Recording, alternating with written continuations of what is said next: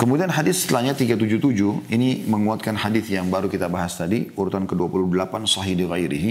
Diriwayatkan dari Anas radhiyallahu anhu, dia berkata Rasulullah SAW bersabda, "Awwalu ma yuhasabu bihi al-'abdu yawmal qiyamati as-salat. Yunzaru fi salati, fa in salahat faqad aflah, wa in fasadat khaba wa khasir." Yang paling pertama dihisab atas seorang hamba pada hari kiamat adalah salat. Salatnya dilihat, jika ia baik maka ia beruntung. Jika ia buruk maka dia celaka dan merugi. Hadis riwayat At-Tabarani dalam Mu'jam al-Awsat. Ini mirip dengan tadi ya. Yang paling pertama dihisab seorang hamba hari kiamat adalah salat. Salatnya dilihat. Jika ia baik maka ia beruntung. Nah, semakna dengan yang tadi sebelumnya. Kalau sebelumnya tadi lebih jelas, akan membantu amal yang lain. Ya, bagus semua amal yang lain. Jika ia buruk, maka dia celaka dan merugi. Semakna juga dengan tadi. Maka rusak amalnya yang lain. Gitu kan. Baik, hadis selanjutnya 378, urutan 29 dalam pasal kita ini ya. Dan insya Allah kita akan selesaikan. Insya Allah bab ini kita akan masuk setelahnya anjuran sholat secara mutlak. Dan keutamaan ruku, sujud, dan khusyuk insya Allah. Hadis nomor 378, urutan 29 sahih dari Abdullah bin Amr radhiyallahu anhuma, dia berkata, "Anna rajulan ata Rasulullah sallallahu alaihi wasallam fasalahu an afdhalil a'mal, faqala Rasulullah sallallahu alaihi wasallam as-salah, qala thumma mah, qala thumma as-salah, qala thumma mah, qala thumma as-salah, dalam kurung thalath marrat, qala thumma mah, qala al-jihadu fi sabilillah." Bahwasanya seorang laki-laki datang kepada Rasulullah sallallahu alaihi wasallam dan bertanya kepada beliau tentang amal yang paling utama, yang paling sempurna, yang paling bagus, yang paling menjadi penolong, ya, pendatang ridho Allah Subhanahu Wa Taala, penjembat rezeki, apalah maknanya semua masuk. Rasulullah SAW bersabda, salat. Orang itu mengatakan, kemudian apa ya Rasulullah? Kata Nabi SAW, salat. Orang itu bertanya lagi, kemudian apa ya Rasulullah? Kata Nabi SAW, salat. 3 kali. Kemudian orang itu bertanya lagi, kemudian apa ya Rasulullah? Kata Nabi SAW, jihad di jalan Allah. Ya. Hadis ini riwayat Ahmad Ibn Hibban, dan Ibn Hibban sebutkan dalam sahihnya. Jadi ini luar biasa teman-teman sekalian. Ya. Bagaimana Nabi SAW memastikan tidak ada amal yang mengalahkan sholat. Dan dalam hadis yang lain dikatakan, perbedaan dasar antara seseorang dengan kesyirikan atau kekufuran adalah sholat. Sampai meninggalkannya secara sengaja, ta'ammudan, faqad kafar. Dia telah kufur.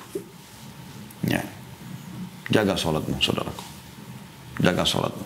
Jadikan dia sebagai pegangan utamamu untuk kau selamat dunia dan akhirat. Dijamin teman-teman sekalian, bi'idnillahi ahad, kalau anda menjaga sholat ini, rezeki anda akan terpenuhi di dunia, hidup anda akan bahagia, ya. Begitu juga di akhirat anda akan mendapatkan kemenangan. Kemudian hadis yang selanjutnya 379 urutan 30 dalam pasal kita ini atau bab kita ini, kita dengan sahih di ghairihi dari Thauban radhiyallahu anhu, dia berkata bahwasanya Rasulullah SAW bersabda, istaqimu wa lan tuhsu wa'lamu anna khaira a'malikum as-salah wa lan yuhafidha 'ala al-wudu'i illa mu'min. Beristiqamalah, artinya menjalankan kebenaran, dan kalian tidak akan dapat menghitung pahalanya. Ketahuilah bahwa sebaik-baik amal kalian adalah solat, dan tidak akan dapat menjaga wudhu kecuali seorang mukmin. Diriwayatkan oleh Al-Hakim dan dikatakan sahih berdasarkan syarat keduanya.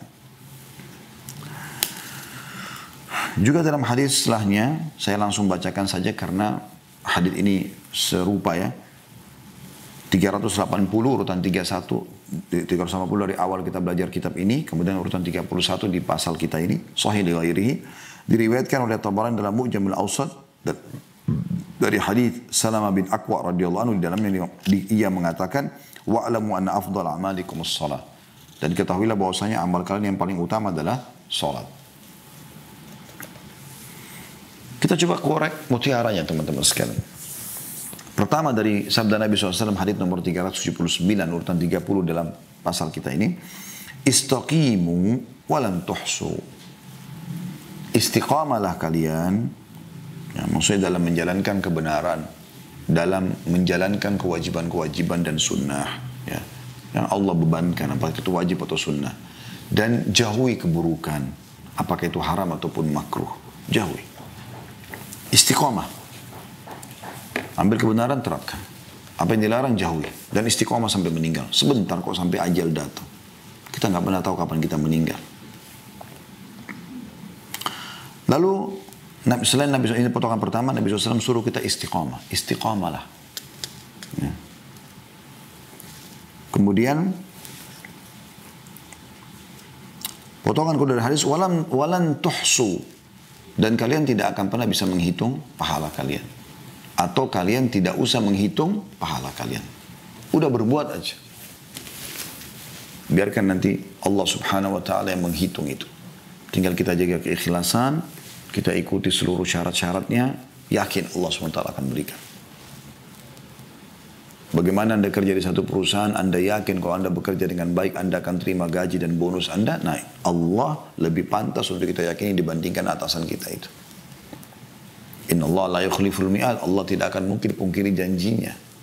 Wa man asdaqu minallahi qila. Siapa yang lebih jujur daripada Allah dari sisi pernyataan. Tidak usah hitung-hitung. Kerjakan saja. Oh, saya sudah haji 7 kali, saya sudah umroh 100 kali, saya sudah sedekah sekian masjid. Tidak usah hitung-hitung. Kasih, selesai. Urusan Allah subhanahu wa ta'ala. Makin tidak orang tahu, makin bagus. Itu potongan kedua. Potongan yang ketiga, wa'lamu anna khaira a'malikum as-shalah. Ini yang jadi saksi bahasan kita. Dan ketahuilah perbuatan kalian yang paling utama adalah sholat. Sebagaimana sudah kita rentet tadi penjelasannya sebelumnya. Ya. Ini potongan yang ketiga. Dan potongan yang keempat adalah walan yuhafidha 'alal wudu'i ilal mu'min. Dan tidak ada yang menjaga wudu kecuali orang yang beriman. Maknanya setiap ada kesempatan wudu dan setiap mau sholat wudu, ya, atau dia menjaga wudunya sehingga tidak batal wudu, itu semua masuk dalam jalan. Sudah kita jelaskan syarah hadits ini insyaallah di bab wudu, bab sebelum sholat ini, ya. Selanjutnya teman-teman sekalian, tentu hadits nomor 380 sama penjelasannya. Hadits nomor 381 dan kita insyaallah akan tutup dengan 2 buah hadits ini, ya. Maksud saya untuk pasal kita yang ke-13 ini, ya. Urutan 381 dari awal kita belajar, urutan 30 dalam pasal kita ini, Hasan di ghairihi, Hasan derajatnya karena dikuatkan dengan riwayat lain. Dari Hanzalah al-Qatib, dari Hanzalah al-Qatib radhiyallahu anhu, dia berkata, aku mendengar Rasulullah SAW bersabda, man hafadha ala salawatil khams, ruku'ihinna wa sujudihinna wa mawakitihinna, wa alima annahunna haqqun min indillah, dakhala al-jannah. Au qala wajabat lahul jannah, au qala haruma 'alan nar. Hadis ini diriwayatkan oleh Ahmad dengan sanad baik atau jayyid dan rawi-rawinya semua ada dalam As-Sahih. Terjemahannya, barang siapa yang menjaga salat 5 waktu, rukuknya, sujudnya, waktunya, dan dia meyakini bahwa semua itu adalah hak dari sisi Allah, niscaya dia masuk surga. Atau dia berkata wajib untuknya surga. Atau dia berkata diharamkan baginya neraka.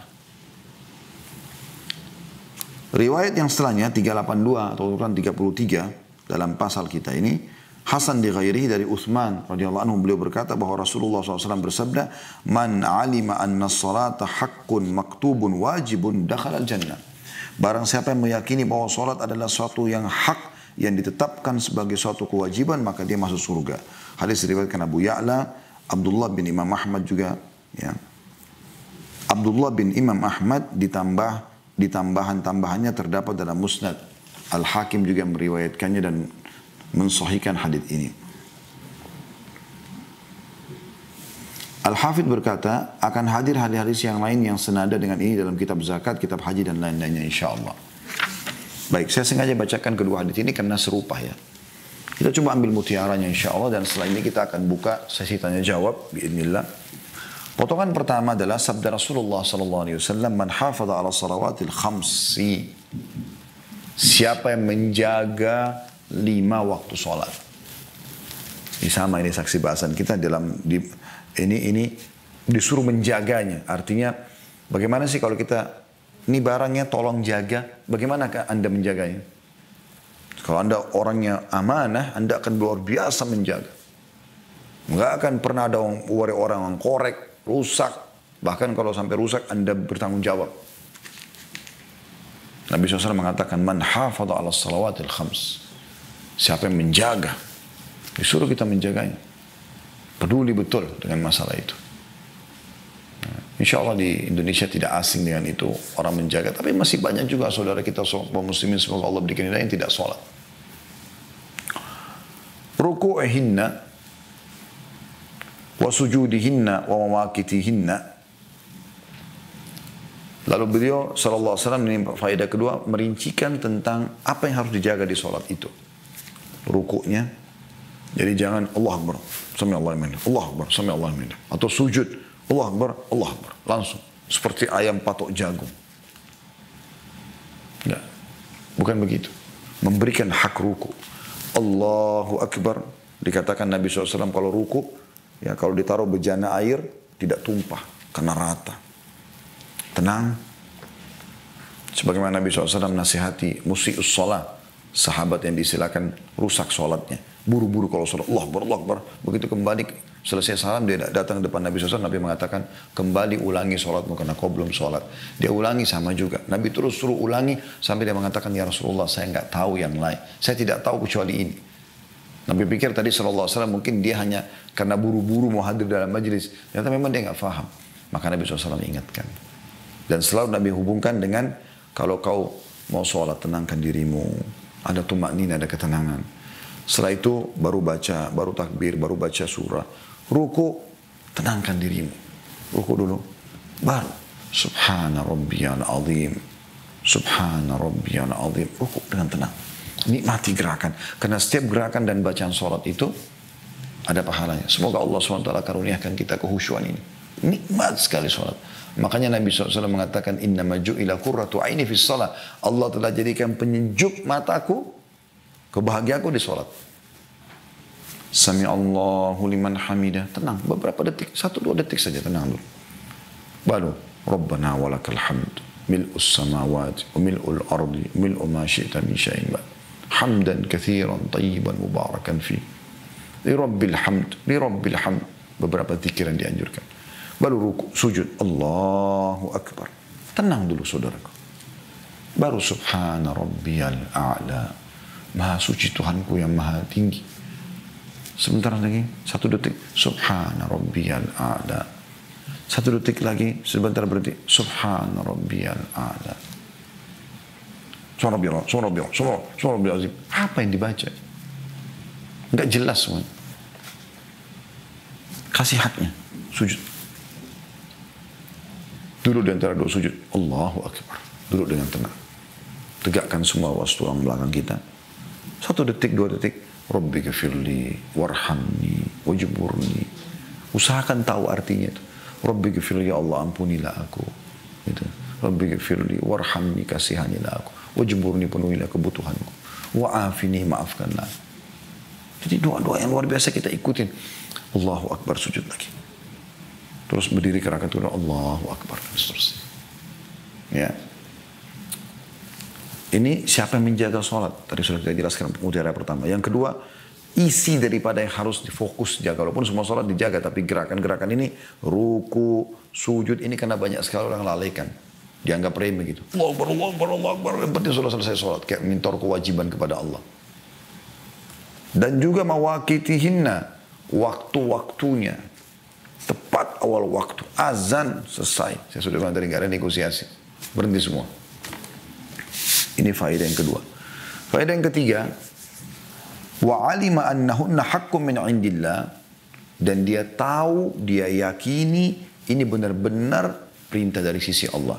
Nah, di riwayat yang dibawahnya dikatakan, man alima anna sholata haqqun maktubun.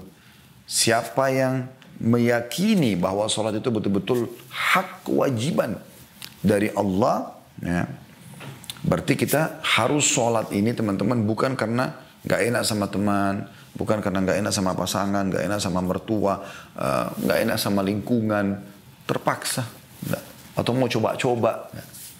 Memang kalau dia mau dapat keutamaan, hadis ini nanti kita sebutkan ya. Dalam potongan yang ketiga ini disebutkan bahwasanya Dia meyakini kalau sholat itu betul-betul perintah dari Allah.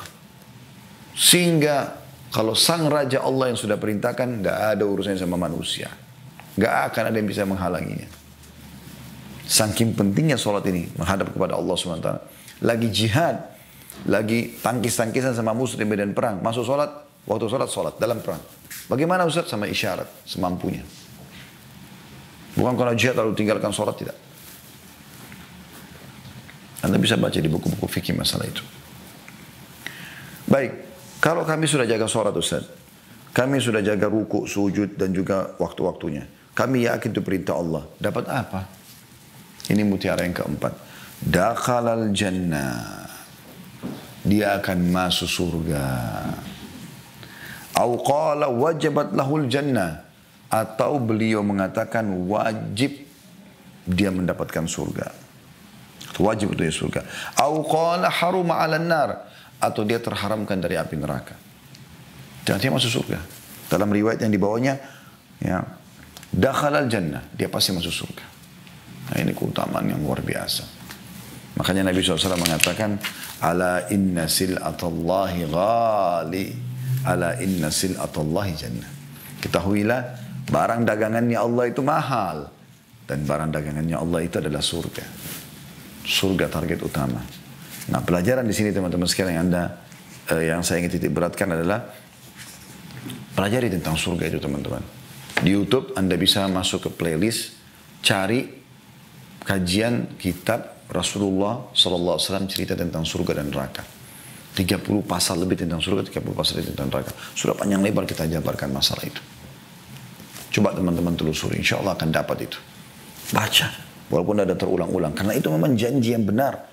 Kita tinggal tunggu mati, kita dapat itu semua. Bidadari di surga, bidadara, pelayan-pelayan istana, kebun-kebun, hidup abadi, gak ada kematian, masa muda, poster tubuh yang besar, sungai-sungai, buah-buahan, pakaian dari sutra. Tinggal tunggu ajal datang. Bagi orang mukmin dunia ini kecil begini. Ada nilainya. Target utama di sana. Makanya Nabi SAW mengatakan perumpamaan dunia kalian dibandingkan akhirat. Yang Allah janjikan di akhirat sana. Seperti jari kalian yang kalian celupkan di lautan lalu kalian angkat. Lihat berapa banyak yang ada di jarinya. Tetesan air bahkan bisa kering. Lautan ini itu adalah akhirat. Allah sebutkan dalam banyak ayat. Wal akhiratu khairu wa abqa. Akhirat lebih baik dan lebih kekal. Nah. Dari banyak sekali peringatan-peringatan tentang masalah itu. Oleh karena itu teman-teman sekalian, nggak ada sesuatu yang lebih mahal daripada seorang mukmin mengejar surga. Semoga Allah jadikan kita termasuk penuhinya insya Allah. Bi'idzni wahid rahim.